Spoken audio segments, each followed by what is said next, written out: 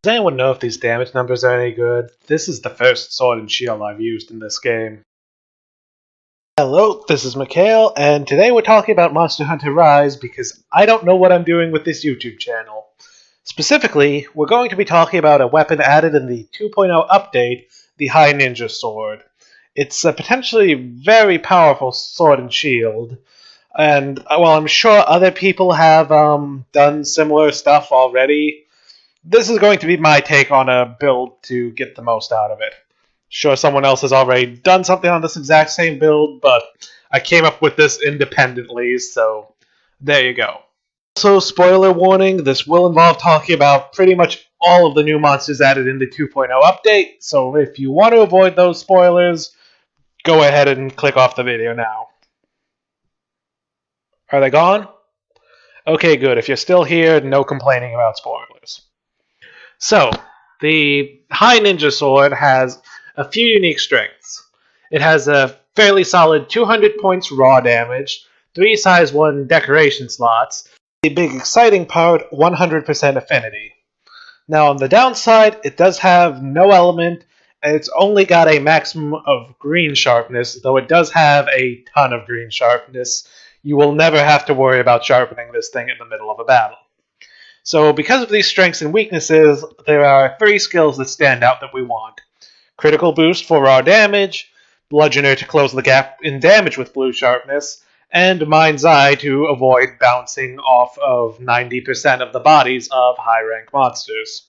Unfortunately, to get the level 3 versions of all of these skills, all you will need to use is armor. You won't need any decorations or talismans. First, you'll need the legs and waist of the Rajang set to get critical boost.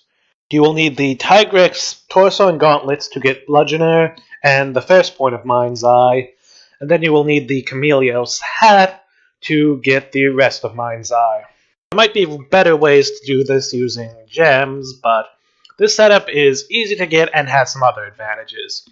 It comes with level 2 versions of earplugs and evade window, most notably, and there are some other skills, but most of those aren't too useful. Most notably, latent power and maximum might are basically useless when the High Ninja Sword already has max affinity. Oh, and you'll probably want some layered armor to cover up this clown suit. It really looks terrible.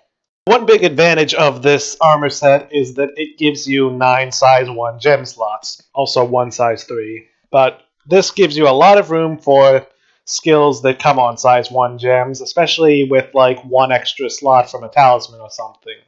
For example, I'm able to gem on all 7 levels of defense boost and also slot in 3 levels of one of the elemental resistance skills, making this a surprisingly defensive setup as well. But other good skills are recovery speed and flinch free. So take your pick. You have a ton of room to do whatever you want with this armor set, as long as you can do it with level 1 gems. The alternative to Bludgeoner and Mind's Eye is to get a couple levels of Handicraft to get it into blue sharpness, and then get level 3 Master's Touch to essentially give an 80% chance of not using sharpness. It's basically a better Razor Sharp that only activates on a critical hit, but this weapon only gets critical hits. The downside is that you can't do this with armor alone, so you'll have to be a bit more creative if you want to go with this route. So I picked the one that's fairly straightforward to get. Anyway, hopefully you've enjoyed. This weapon is fairly easy to get, so it's worth a shot even if you're not a Sword and Shield main. Definitely not a Sword and Shield user, and I'm still able to get decent times with this weapon, so if it's as good as it seems, then presumably someone actually good with the weapon type can probably get some really good kill times with this weapon. The one big downside to this is you need Chameleos, Teostra, and Kushala Daora materials to make it, so you're not getting it until you've already finished all of the 2.0 content. Anyway, that's it for this video. Thank you for watching, and maybe I will do more Monster Hunter Rise content in the future. I've been playing it a lot, especially since 2.0 came out and made it so there's actually stuff at the end game to farm instead of 2 Elder Dragons with utterly terrible equipment in 90% of cases. So maybe I will do more videos like this in the future, and if that's the case, then I will see you next time.